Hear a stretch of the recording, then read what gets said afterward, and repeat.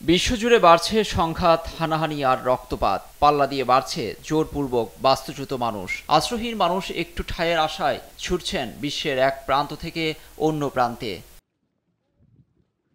দীর্ঘমেয়াদী সংকট সমাধান না হওয়ায় আশ্রয়হীন মানুষের সংখ্যা অতীতের সব রেকর্ড ছাড়িয়ে গেছে। এবার বুধবার জাতিসংঘের শরণার্থী বিষয়ক সংস্থা UNHCR জানিয়েছে, বিশ্বের প্রায় 12 কোটি মানুষ জোরপূর্বক বাস্তুচ্যুত হয়েছেন। বৈশ্বিক পরিস্থিতিতে গৃহহীন মানুষের এই পরিসংখ্যানকে ভয়ঙ্কর বর্ণনা করেছেন UNHCR এর প্রধান।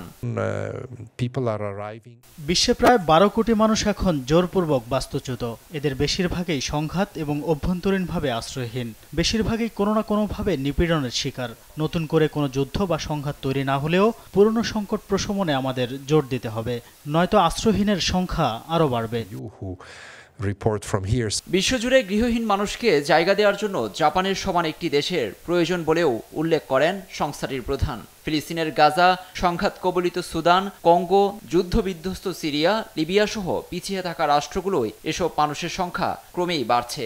সংকট মোকাবিলায় বিশ্ব নেতাদের এক টেবিলে বসার তাগিদ দিয়েছে জাতিসংঘের এই সংস্থাটি। লুৎফর কবির, নিউজ ডেস্ক, দেশ টিভি।